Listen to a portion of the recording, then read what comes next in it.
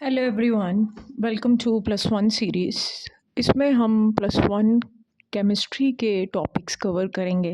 तो we will start with the most basic chapter of chemistry, that is atomic structure.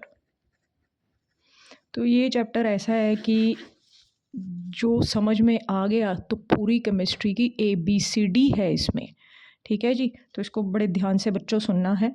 तो atomic structure chapter में सबसे पहले बात आती है हमारे पास कि जो आसपास जितनी भी चीज़ें हैं जिसको हम मैटर बोलते हैं, मैटर में बेटा क्या आएगा? Solid, liquid and gaseous state. तो डेल्टन नाम का एक साइंटिस्ट आया था, उसने क्या बोला कि सारी चीज़ें यानी मैटर छोटे छोटे पार्टिकल्स का बना हुआ है जिन्हें हम बोलते हैं एटम्स। तो मैटर का सबसे छोटा हिस्सा क्या है हमारे पास? एटम्स। और उसने बोल दिया कि एटम जो है डेल्टन के अकॉर्डिंग इट इज़ इंडिविजिबल, मतलब इसको और ज़्यादा हिस्सों में नहीं बांट सकते। ठीक है, तो डेल्टन ने बोला एटम इंडिविजिबल है, लेकिन उसके बाद हमारे पास साइंटिस्ट आए, उन्होंने बोला नहीं, atom is no more indivisible, atom divisible है। एटम को डिवाइड कर सकते हैं, किस में डिवाइड कर सकते हैं बेटा? तो मेनली हमारे पास जो फंडामेंटल पार्टिकल्स आते हैं, इलेक्ट्रॉन, प्रोटॉन्स और न्यूट्रॉन्स। ठीक है जी, इनको हम क्या बोलते हैं? सब एटॉमिक पार्टिकल्स। ठीक है, या बेटा शब्द क्या यूज़ कर सकते हैं? Fundamental particles. ठीक है, तो जो साइंटिस्ट बाकी आए उन्होंने बोला कि नहीं, हम इस एटम को डिवाइड कर सकते हैं into electron, protons and neutrons. तो वैसे तो फंडामेंटल पार्टिकल्स हमारे पास अब 21 तक शायद ऑलमोस्ट जो है डिस्कवर हो चुके हैं, but the basic fundamental particles जो हम लेकर चलते हैं वो है इलेक्ट्रॉन, प्रोटॉन और न्यूट्रॉन्स। तो इसी की हमने डिस्कवरी पढ़नी है इस चैप्टर में, इलेक्ट्रॉन्स, प्रोटॉन्स और न्यूट्रॉन्स की। और उसके बाद इससे रिलेटेड हम एनर्जी या हमारे पास इलेक्ट्रॉन्स कहाँ रिजाइड करते हैं एटम में और क्या क्या है, कौन सी थ्योरीज जो है जो हमारे पास एटम के अंदर इलेक्ट्रॉन की पोजीशनिंग, न्यूक्लियस की डिस्कवरी, एनर्जी कैसे है, स्पेक्ट्रम कैसे है, तो वो सब हम इस चैप्टर में पढ़ने वाले हैं। तो इसके लिए बेटा सबसे पहले आएगा हमारे पास discovery of cathode rays. Discovery of cathode rays. तो इसके लिए एक एक्सपेरिमेंट किया गया जिसे हम बोलते हैं डिस्चार्ज ट्यूब एक्सपेरिमेंट, या बेटा इसे CRT, cathode ray tube experiment भी बोलते हैं, कैथोड रे ट्यूब एक्सपेरिमेंट भी बोलते हैं। अब ये एक्सपेरिमेंट किस साइंटिस्ट ने किया? This was done by the scientist William crook. This was done by the scientist William crook. ठीक है जी, तो विलियम क्रूक ने कैसा एक्सपेरिमेंट किया? इसने एक ग्लास ट्यूब ली, छोटी सी ग्लास ट्यूब ली, this is to vacuum pump. Vacuum pump का काम होता है प्रेशर को मेंटेन करना, मतलब प्रेशर को अगर हमने चेंज करना है। यहाँ दो बेटा इलेक्ट्रोड्स लगाए गए हैं जिनको हमने वायर से कनेक्ट किया है। This is cathode, this is anode, और इसमें कोई गैस भरी गई है। और ये वाली साइड हमने फ्लोरोसेंट मटेरियल से कोट की है, लेट अस से जिंक सल्फाइड, एक फ्लोरोसेंट मटेरियल है। ठीक है, पहले जब उसने करंट पास किया तो उसे कुछ भी ऑब्जर्व नहीं हुआ, लेकिन जैसे ही उसने कंडीशंस लगाई 0.01 mm of pressure and high voltage of 10,000 volt, तो उसने देखा कि कैथोड के ऑपोजिट साइड जो है ये ग्रीनिश कलर से ग्लो कर रही है, ग्रीनिश कलर से चमक रही है। तो अब उसने क्या लिखा कि कैथोड की तरफ से कोई रेज आई होंगी जो यहाँ पे स्ट्राइक कर रही हैं, टकराई हैं, जिससे ये साइड ग्लो कर रही है। ठीक है, जब उसने कोई भी इस तरह की हाई वोल्टेज लो प्रेशर नहीं लगाया तो कुछ भी ऑब्जर्व नहीं हो रहा था। जब ये कंडीशंस लगाई, ये भी बेटा इंपॉर्टेंट है, high voltage and low pressure, तब हमारे पास ये साइड चमकने लग पड़ी। तो इसी कंडीशन पे हमारे पास क्या हुआ कि कोई कैथोड की तरफ से रेज आ रही हैं जो यहाँ पे स्ट्राइक कर रही हैं, उन रेस को नाम विलियम क्रूक ने दिया कैथोड रेस। ठीक है जी, अब ये ग्लो का कलर भी याद रखना, यहाँ है ग्रीन कलर बेटा। अब जो ये रेज आ रही हैं इसकी प्रॉपर्टीज़ हमारे पास स्टडी की गई, तो इन प्रॉपर्टीज़ को हम स्टडी करेंगे बारी बारी। तो we have properties of cathode rays. बेटा अगर आपका कोई डाउट होगा तो आप मुझे कमेंट सेक्शन में लिख सकते हैं, I will try to solve it as soon as possible. ठीक है जी, अपना नाम ज़रूर लिखें और किस शहर से आप इस वीडियो को देख रहे हैं, और लाइक सब्सक्राइब चैनल को ज़रूर करें ताकि आपके डाउट्स और आपका सिलेबस हम जल्दी ख़त्म इस चैनल पे करवा सकें। बहुत आराम से करवाएंगे ताकि हर एक चीज़ बहुत ही क्लियर हो। We will prepare you both for the board exams and for the competition also. Properties of cathode rays बेटा क्या आएंगी? सबसे पहले कहता है ये जो रेस निकल रही हैं इनके रास्ते में हमने एक ब्लॉक रख दिया, कोई सब्सटेंस रख दिया, तो उसकी बेटा यहाँ बन रही है शेडो, परछाई।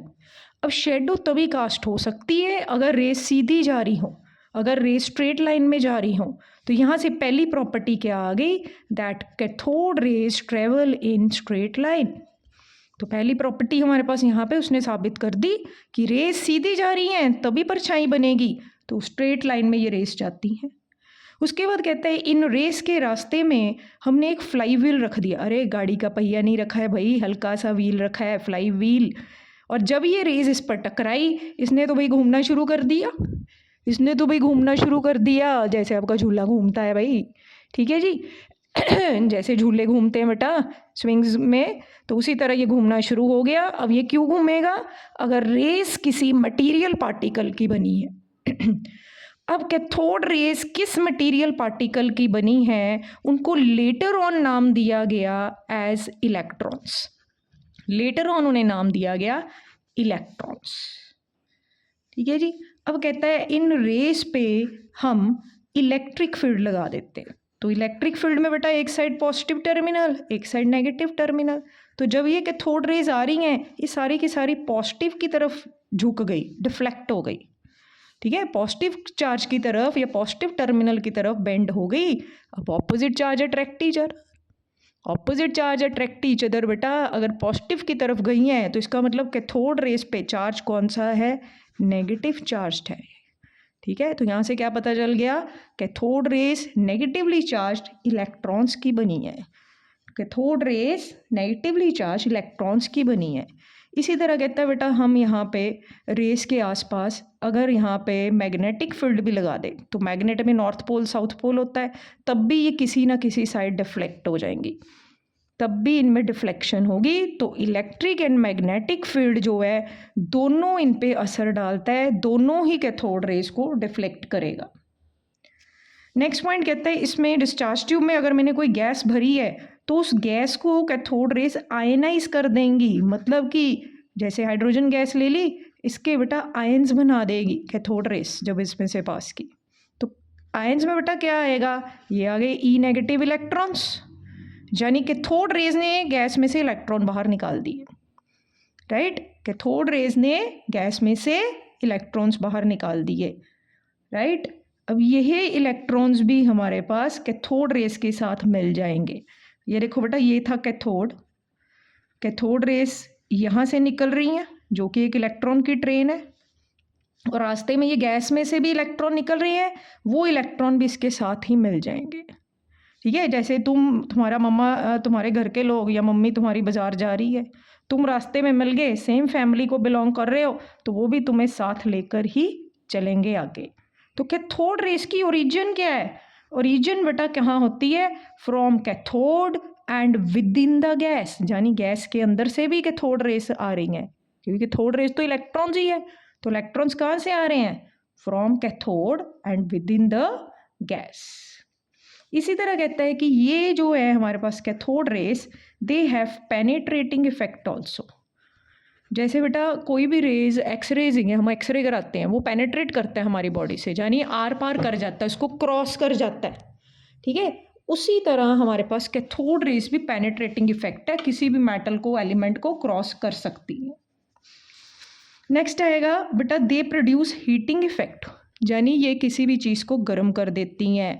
तो अगर हम किसी मेटल पे कैथोड रेस डालते हैं तो बेटा वो उसको स्ट्राइक करती हैं और उसको गर्म कर देंगी।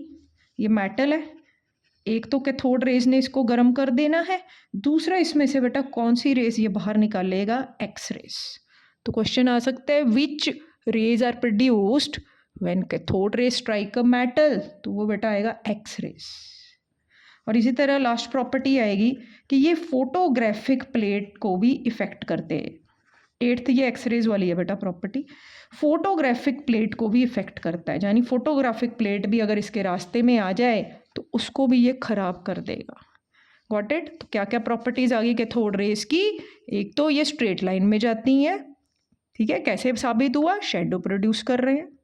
फिर हमने फ्लाईव्हील रखा, उसको घुमा रही हैं ये कैथोड रेज टकरा कर, दैट मीन्स ये किसी मटीरियल पार्टिकल्स की बनी है जिन्हें हम इलेक्ट्रॉन्स बोलते हैं। जब इलेक्ट्रिक फील्ड लगाया तो रेज बेटा पॉजिटिव टर्मिनल की तरफ बेंड हो गई, दैट मीन्स इन पर खुद क्या है? Negative charge. और अगर मैग्नेटिक फील्ड भी लगाएंगे तब भी ये किसी ना किसी साइड पोल की तरफ, नॉर्थ या साउथ पोल ऑफ मैग्नेट बेटा, असली का धरती का पोल नहीं मैं बोल रही, मैग्नेट जो रखा है मैग्नेटिक फील्ड लगाया उसके किसी नॉर्थ या साउथ पोल की तरफ बेंड हो जाएगा। It ionize the gas through which they pass, किसी भी गैस में से अगर कैथोड रेज पास करेंगे तो उसको आयंस बना देगा, यानी उसमें से भी इलेक्ट्रॉन्स बाहर निकाल लेगा। ये पॉजिटिव हिस्सा क्या बनता है ये हम एनोड रेज में पढ़ेंगे। दे हैव पेनेट्रेटिंग इफेक्ट, यानी ये आर पार क्रॉस कर जाती हैं किसी भी एलिमेंट को।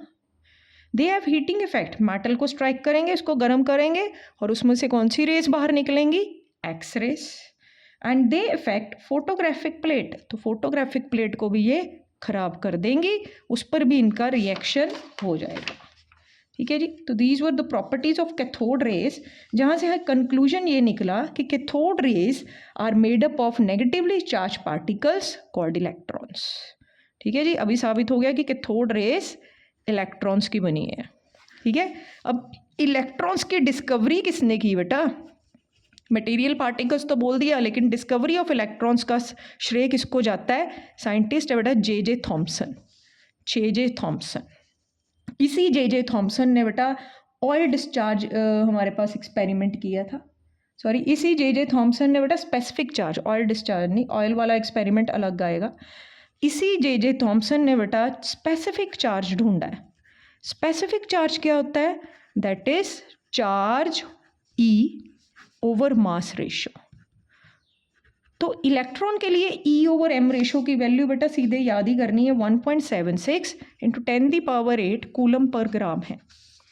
जे थॉम्सन ने क्या और ढूंढा? Specific charge of cathode raise. ठीक है, या फिर एक और साइंटिस्ट आया R.A. मिलिकन, जिसकी मैं बात कर रही थी कि R.A. मिलिकन ने बेटा ऑयल ड्रॉप एक्सपेरिमेंट किया है।